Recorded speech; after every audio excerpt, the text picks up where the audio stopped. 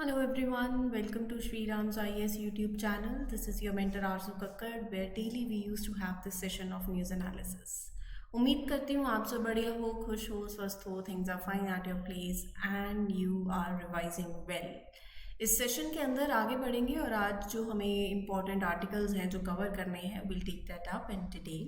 But before that I expect from everyone who are regular in these lectures, guys, please make sure that you are in consistent revision, I would say, and you have covered a revision session of your basically from Monday to Saturday, whatever we cover, right? You make sure that you revise it by yourself, a session that you yourself will take of yours. सो कहने का मतलब यही है कि Sunday को बैठ के आपको मंडे टू सैटरडे जो भी कवर किया है you have to revise it. नहीं कर रहे हो तो बहुत बड़ी गलती कर रहे हो. अभी वापस से बोल रही हूँ, आज मंडे है, अब इस मंडे से सैटरडे तक जो कुछ भी हम कवर करेंगे प्लीज़ मेक श्योर कि आप उसको संडे को रिवाइज ज़रूर कर लें. Every Sunday should be only and only for revision and every day also. every day में 1 घंटा रिविजन का ज़रूर देना, राइट? अब इसी उम्मीद के साथ कि आपने पहले वाले आर्टिकल्स पूरे हफ्ते के उनको रिवाइज किया है येस्टरडे, अब आगे बढ़ते हैं और ये आर्टिकल्स हैं जो आज हमें कवर करने हैं. चर्चा के विषय के अंदर बेसिकली जो हमारे फॉर्मर प्राइम मिनिस्टर हैं Manmohan Singh ji, he backs Modi government on Russia Ukraine war stand. काफ़ी अच्छी बातें उन्होंने कही हैं, क्या कुछ कहा है उसके बारे में पढ़ेंगे. बहुत ही इम्पॉर्टेंट है, मतलब आपके लिए जाना है, क्योंकि सबको पता है प्राइम मिनिस्टर रह चुके हैं और इनका कंट्री की इकोनॉमी ग्रोथ के अंदर इकोनॉमी को आज से पहचानना, फाइनेंस मिनिस्टर रहे हैं इन टाइम पे, तो ये सारी बातें उनके द्वारा आना और उनका ये क्या कहना है इस G20 समिट को लेके. So will take that up चर्चा के विषय में. एंड अबव आर्टिकल्स में आपको एक G20 new Delhi's leaders declaration दिख रही होगी. ये आपके मेंस के लिए इम्पॉर्टेंट है. अच्छा, वैसे आपके लिए ग्लोबल बायोफ्यूल अलायंस जो है ना, ये भी आपके मेंस के लिए इम्पॉर्टेंट है. प्रीलिम्स के लिए भी है, मेंस के लिए भी है, but will take that in the form of editorial analysis and will take it in detail. G20 New Delhi leaders declaration, क्या कुछ हुआ है, कितने, मैं आपको पॉइंट्स दूंगी, पॉइंट्स, और इसके बीच में जो भी आता है उसको हम समझेंगे. एट द एंड आपको जितने पॉइंट्स कैटर कर सकते हो वो कर लो, समझना साथ साथ करते रहो. मोरक्को में जो अर्थक्वेक आया है उसके चलते विल टेक सेंट्रल मोरक्को कहाँ पर है, इसकी पूरी लोकेशन मैप के अंदर देखेंगे. और आपके लिए क्या इंपॉर्टेंट है, आपको मोरक्को जो है, जो अर्थक्वेक आया है, आपको अर्थक्वेक के बारे में पढ़ना है. फोकस कहाँ होता है, एपी सेंटर क्या है, right? So these are static part, this is a static part. अब अर्थक्वेक न्यूज़ के अंदर आ गया तो आप आज होमवर्क के लिए अपने ज्योग्राफी के लिए अर्थक्वेक के बारे में पढ़ोगे. आपके GS पेपर 1 से भी इम्पॉर्टेंट है, प्रीलिम्स के लिए तो इम्पॉर्टेंट है ही सही. एंड देन अक्षरधाम टेम्पल कहाँ पर है, कैसा है, क्या कुछ है, will take at that up, क्योंकि क्यों न्यूज़ में है, दैट ऑल्सो आई डिस्कस. इस तरीके से सेशन आगे बढ़ेगा. अच्छा लगता है तो please mark your attendance, you can share it with other friends and don't forget to subscribe to Shri Ram's IAS channel as well. ठीक है. So Manmohan Singh ji lauds PM Modi's leadership कहते हैं India did the right thing. तो क्या बोला है former prime minister Manmohan Singh ji ने? Commends India for prioritising its interest, sovereign interest, economic interest under PM Modi's leadership, right? तो उनके द्वारा जो कुछ कहा गया है उसके बारे में जान लेते हैं, उसको पढ़ लेते हैं. सो former Indian Prime Minister Dr. Manmohan Singh ji has commended India. He has praised India's current Prime Minister for putting India's interest first, national interest as well as economic interest, right? While also advocating for peace. तो यहाँ पर वो उसकी बात कर रहे हैं जो रशिया यूक्रेन वॉर में इंडिया ने जिस तरीके से स्टैंड लिया है उसको अप्रिशिएट कर रहे हैं. He said India has done the right thing. So doctor Manmohan Singh ji commended India's stance on Russia-Ukraine war, saying India has made the right decision. He also pointed out the increased importance of foreign policy in the domestic politics. कि foreign policy has become more important in India's domestic politics also, right. He mention that जो ये हुआ है अभी, और उन्हें बहुत अच्छा लगा कि मतलब वो ये G20 समिट को अच्छे से उनके टाइम पे ये हुई है, उन देख पाए हैं। एंड वैसे उनको इनवाइट भी किया गया था जब खाने पे, एज इन जब G20 लीडर्स की मीटिंग, बेसिकली जब G20 लीडर सब मिले थे फॉर द डिनर, बट वो आ नहीं पाए थे because of the health issues. So यहाँ पर see he stress the importance of conducting diplomacy. International आप अफेयर्स में देखो तो diplomacy plays a very important role, right. So simple terms में Manmohan Singh ji praise prime minister की जिस कॉन्टेक्स्ट में रशिया यूक्रेन वॉर को लेके जो इंडिया ने स्टैंड लिया है। अभी मैं आपको G20 डिक्लेरेशन की यहाँ पर बात हुई है, उस डिक्लेरेशन में काफ़ी पैराग्राफ हैं जो रशिया यूक्रेन वॉर पे हैं और सभी ने मिल के उसको सपोर्ट किया है। ये बहुत बड़ी बात है, राइट। तो यहाँ मनमोहन सिंह जी कहते हैं कि foreign policy has always been an important element. अगर आपको याद हो तो हमने बहुत से एडिटोरियल किए हैं ऐसे कि क्या इंडिया फॉरेन पॉलिसी की तरफ ज़्यादा देख रहा है और जो इंडिया में डोमेस्टिक इश्यूज है उनको नहीं देख रहा है। और इसको लेके हमने बहुत ही इन डेप्थ डिटेल में मेंस के पर्सपेक्टिव से आर्टिकल आया था हिंदू के अंदर, editorial that we have taken. तो यहाँ पर प्राइम मिनिस्टर कहते हैं, former prime minister, that foreign policy has always been important for Indian government, but nowadays it is even more crucial for domestic politics, right. So he thinks it's okay to discuss India's global reputation in the domestic politics, but it's essential कि आप you not use diplomacy and foreign policy for the benefit of political parties or individuals। उनका ये कहना है कि आज जिस तरीके से जैसे दो देश हैं, Russia Ukraine for that matter, when these two or more powerful countries they are in conflict, बाकी कंट्रीज पे, बाकी नेशंस पे बहुत ज़्यादा प्रेशर आ जाता है कि आप किसकी साइड लोगे। जिस तरीके से इंडिया के केस में वेस्ट चाहता था कि उधर हो, इंडिया के रशिया के साथ भी अच्छे रिलेशंस हैं, बट प्राइम मिनिस्टर है, former prime minister, he believes that India has made the right decision by prioritising its own interest and economic wellbeing, right. He points out that G20 the group of major world economies, यहाँ पर भी जो declaration के अंदर लिखा गया है सबने एग्री किया है, this summit was never meant to resolve like security related conflicts. It should focus on किस तरीके से everyone should work together to address global challenges. Climate change पे बात होती है and inequality पे, international trade पे, right? तो ये बातें। और रही बात जब उनसे बात हुई कि चाइना का नहीं आया यहाँ पर, चाइना की तरफ से शी जिनपिंग, तो उन्होंने कहा कि ये it's not right for me to offer advice to the prime minister on how to handle the complex diplomatic matters, but वो यही कहते हैं कि आई होप एंड बिलीव कि prime minister will take all the steps that are necessary to protect India's territorial and sovereign integrity, और ये जो bilateral tensions हैं उनको ध्यान में रखा जाए, देखा जाए and defuse them. So he asserted that India जो है एक पीसफुल डेमोक्रेसी है विद कॉन्स्टिट्यूशनल वैल्यूज, इकोनॉमी भी ग्रो कर रही है। अगर हम अपने मैन्युफैक्चरिंग सेक्टर और आज जियोपॉलिटिकल सिनेरियो में अगर आप देखो, आपका मैन्युफैक्चरिंग सेक्टर बढ़ता है, प्रोडक्शन अच्छी होती है, साथ में सर्विसेज ऐड हो जाए तो नंबर्स आर ग्रेट, आप अच्छा आगे बढ़ सकते हो and you have a pivotal role to play also, right, in this new world order. It's in the India's interest कि आप किसी भी कॉन्फ्लिक्ट में यू नॉट गेट ट्रैप्ड और एक इक्विलिब्रियम मेंटेन करके चलें with the off trading relationships also across the nations. और उन्होंने कॉन्ग्रेचुलेट भी किया इसरो के साइंटिस्ट को on the success of Chandrayaan three. Chandrayaan one जो है उन्हीं के टेन्योर में लॉन्च हुआ था 2008 के अंदर, राइट। तो ये हमारे फॉर्मर प्राइम मिनिस्टर का कहना है, ठीक है, okay. Then moving ahead with the next article जो आपके मेंस के लिए बहुत ज़्यादा इंपॉर्टेंट है, so let's take that up. G20 summit India hosted. The leaders from different countries came together. They issued a joint statement, जो कि मुश्किल हो रहा लग रहा था, लेकिन यहाँ हुआ, होकर दिखाया।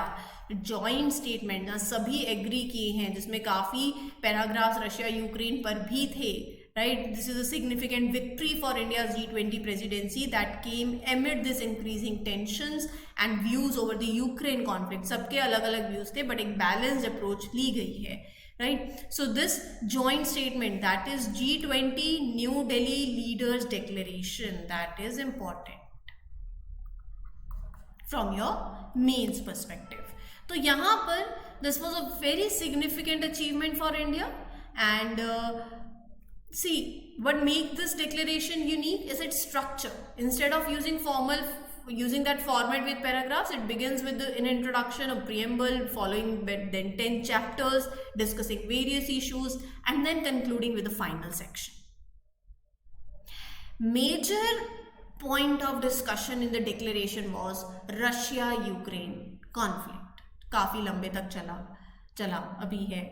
Unlike previous declaration, this one had more detailed discussion on this topic, spanning, like, there were several paragraphs, 6 to 7 paragraphs, and it did not directly criticize Russia for its action in Ukraine, nor it labeled them as like aggression one. It also addressed the concerns of Western countries also. So यहाँ पर ये जो declaration थी, it tried to strike a balance, you would say, between different viewpoints, और यहाँ तभी सभी agree भी हुए हैं, middle ground, to promote cooperation among the G20 members. Then other one is strong, sustainable, balanced and inclusive growth. So this section discussed the state of global economy. Growth that is strong, right? That is sustainable, doesn't harm the environment, that is balanced, that means it is fairly distributed, and inclusive. Inclusive means it benefits everyone. It talks about expanding access to financial services for more people, fighting against corruption. There is a commitment to implement a plan that will combat economic offenders जो भाग जाते हैं, flee the country, right? वहाँ पर international cooperation की बहुत ज़्यादा ज़रूरत है, information sharing की बहुत ज़्यादा requirement है. Then these are the other highlights. Accelerating progress on sustainable development goals, SDGs, global goals set to improve the world by 2030. And this part of declaration, it focuses on achieving these goals. That means ending hunger, providing good education, improving health, right? How you can prepare for future pandemics, identifying the problems with the current response system, right? Including how institutions and funding are set up, everything. Then comes education. इसी के अंदर है sustainable development goals के context में the section also talked about improving the education, teacher skill, educational materials, creating better materials, promoting local languages in education, ensuring access to digital resources, right? To making sure that the children, even in the disadvantaged ones, they have the tools that they need for their future education, right? Then you have Green Development Pact for a Sustainable Future. Now what does that mean? ये part ने emphasize किया है on the importance of simple transition to a clean, sustainable, fair, affordable and inclusive sources of energy, right? That means it highlighted the need to create responsible, diverse, reliable supply chains, minerals के लिए, semiconductors जिसकी हम कितनी बार बात कर चुके हैं. Then you had multilateral institutions for 21st century, जहाँ पर बात हो रही है reforming the international financial institutions, making changes to how these organizations work to better address the global challenges. They have agreed to reform UNSC. India want to be the member, right? So there are significant steps that are taken. It is the first time they have agreed on any such change in the G20. They are pushing for improvement in these multilateral development banks, right? Additionally, अगर आप और भी बात करें, so they call for managing the debt problems जो low middle income countries face कर रही हैं, right? So यहाँ पर क्रिप्टो करेंसीज को लेके भी बात है, बहुत सी बातें यहाँ पर अगर आप देखो, technological transformation and digital public infrastructure, development of public infrastructure. In simple terms, that means creating the necessary digital systems,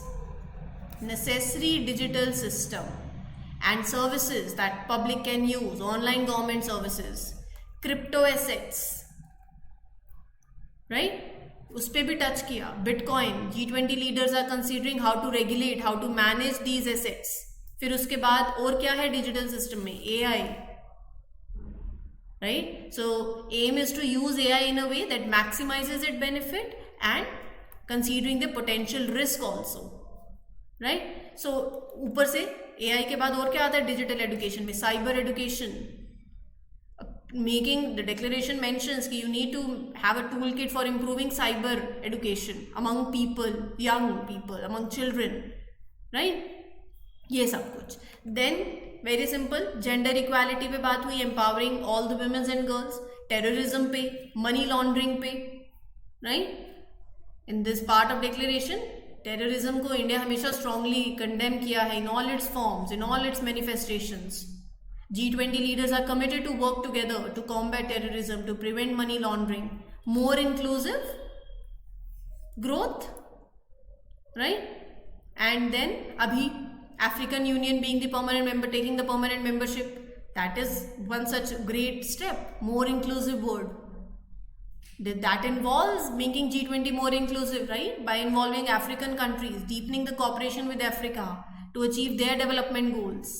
So that is the case. And from Delhi, a vision for Brazil, South Africa, US. So here the leaders at this summit express a strong commitment to the upcoming G20 presidencies. 2024 के अंदर Brazil में, 2025 में south Africa, 2026 US. This means they are showing support to work with these countries when they host the summit in future, right? Taking G20 to the people. India ने बहुत कोशिश, मतलब India की presidency में 200 meetings organise हुई हैं in 60 different cities. This was a new approach. They made effort कि हर किसी को इन्वॉल्व किया जाए from various part of the country to bring it closer to the public, right? Clear हो गया? ये आपके मेंस के लिए बहुत ही ज़्यादा रेलिवेंट है, I would say. G20 declaration. So this D20 summit in Delhi, it had very important points. Leaders committed to work with future G20 hosts, recognize the efforts, involve people. There were various parts of India, there were great discussions, more diplomacy, more democratic, right? Broader range of voices. So these all were the things. I hope things are clear to you. Then moving ahead with the next article. Akshardham temple in Delhi. UK के अभी जब ये सब G20 के context में ही चल रहा है, क्योंकि मैंने बताया भी था G20 को लेके इतनी मीटिंग्स हुई, इतनी, मतलब इंडिया के पास, India was holding the presidency. So इन 3 दिनों में काफ़ी कुछ होने वाला है जो इसके रिगार्डिंग ही होगा, है ना? तो यहाँ पर यूके के prime minister recently visited the Akshardham temple in Delhi. कोई गया है? बताना. I had a chance to visit Akshardham temple. बहुत ही सुंदर, I would say, and very beautiful. So let's talk about it. अब ये हमारे एग्जाम के लिए इम्पोर्टेंट बन जाता है, ठीक है, प्रीलिम्स बेस्ड. तो Akshardham temple officially known as Swami Narayan Akshardham temple, Hindu temple located in Delhi on the banks of Yamuna river. 6th of November 2005 is the date when it was officially open to the public. इसको inaugurate किया गया था by the then president of India doctor APJ Abdul Kalam. ये जो temple है Akshardham temple god is भगवान Swami Narayan from 1781 to 1830 time frame. However it is also dedicated to the great saints, Hindu gods. अगर ये आप आर्किटेक्चर देखो, बहुत ही ज़्यादा सुंदर, मतलब it comprises of a main temple and अगर आपने फोटोज और तस्वीरों में देखा हो, गार्डन्स हैं बहुत सुंदर सुंदर, एग्जीबिशंस हैं, ओपन कोर्टयार्ड्स हैं, वाटर बॉडीज हैं. Each section is presenting an aspect of Hindu religion and spirituality. अगर आपसे पूछा जाए तो it is constructed with pink sandstone and marble. Akshardham मंदिर जो है that is the centre of the Akshardham temple complex. Traditional Hindu architectural style में it is built. It follows the Vastu Shastra and the Panchraj Shastra. मंदिर जो है, जो entire complex है, it display integrate carvings of flowers, animals, musicians, dancers, Hindu deities. I would say बहुत ही सुंदर, ठीक है. कभी मौका मिले तो ज़रूर एक बार देखना जो नहीं गए हैं. हाल फिलहाल बहुत न्यूज़ में रहा है, powerful earthquake of magnitude 6.8 it struck central Morocco 78 kilometre south west of Marrakesh. ये दिख रहा है red colour, we are talking about. इधर ये ऊपर स्पेन लगता है, ये है स्ट्रेट ऑफ जिब्राल्टर, इधर मेडिटेरेनियन सी, इधर अटलांटिक ओशन को कनेक्ट करता है, राइट। और ये अगल बगल की जो कंट्रीज हैं वो आपको पता होनी चाहिए। यहाँ से कौन सी माउंटेन जाती है, range, you will let me know in the chat section. Straight of Gibraltar, it is a mountainous country in the North Africa directly across the Strait of Gibraltar. Morocco's largest city and major Atlantic Ocean port is Casablanca, an industrial and commercial center. Capital Rabat. तो यहाँ देखो बहुत ही बड़ा एक earthquake आया, 2000 से ज़्यादा लोगों की जान जा चुकी है और हालांकि ये नंबर्स आगे बढ़ सकते हैं। तो इसके चलते आपके लिए दो चीज़ें इंपॉर्टेंट हो जाती हैं। मरकेश अगर आपको पता हो तो एक यूनेस्को वर्ल्ड हेरिटेज साइट भी है, right, is a historic city and so far like what I was mentioning 2000 people have died and इसके आसपास। तो आपके लिए ना थोड़ा आज होमवर्क यही है, एक ही होमवर्क है yet very important. Earthquake,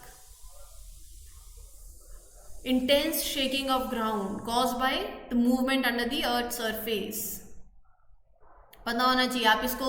they are measured on scales, which scales, Mercalli scale क्या लेता है, क्या कैप्चर करता है, रिचर स्केल क्या कैप्चर करता है, व्हाट इज एपिसेंटर, यहाँ पर कौन सी रेंज पड़ती है अगर पता हो तो, एटलस माउंटेन रेंज। बॉर्डर किसको लगता है, Algeria to the east and south east, Western Sahara to the south, Atlantic Ocean पड़ता है इधर to the west, Mediterranean Sea to the north.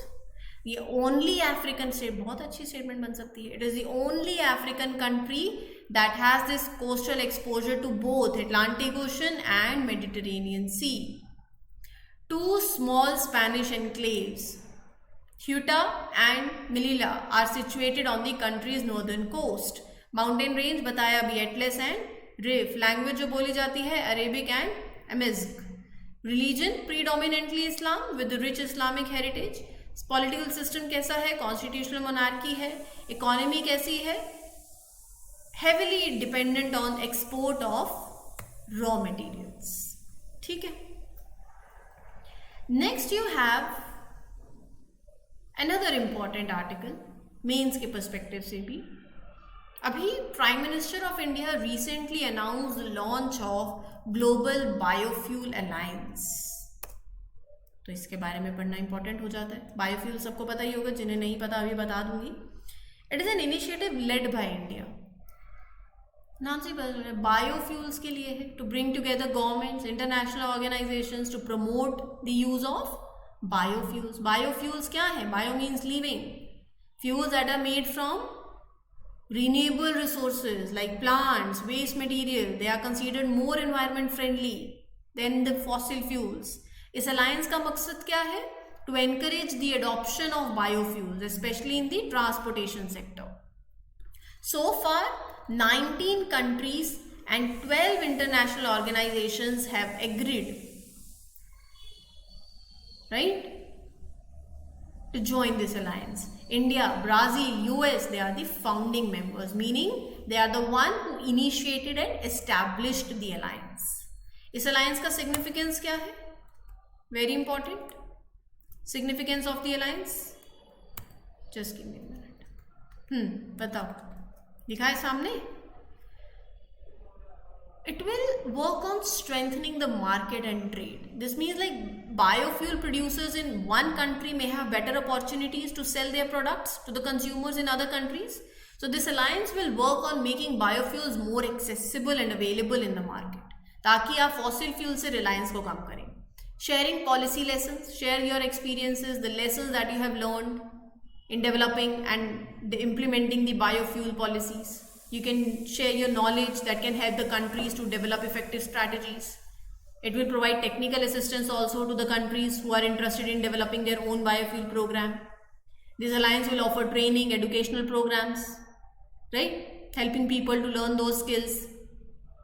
Correct?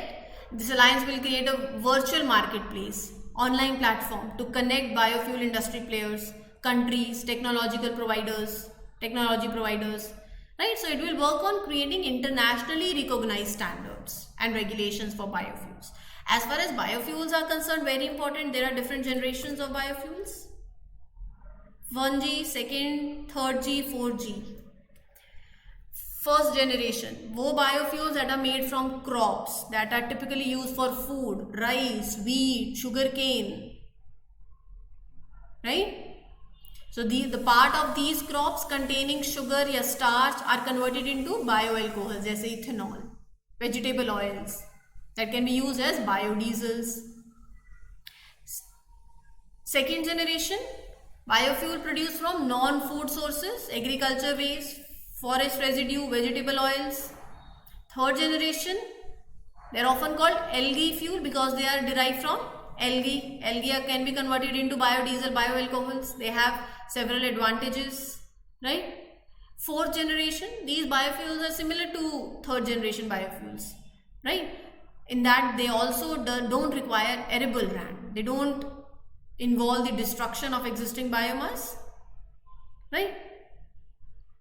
So simple terms में biofuels सबको समझ आ ही गया 1G, 2G, 3G, 4G and the important है और rest everything about this alliance I have discussed. This was all for today's session. I hope you learned, you understood whatever is जो भी आपके मन में भी doubt हो, you can ask me in the comment section. We'll take that up.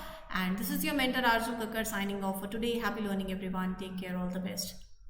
Good luck. Good wishes. Thank you.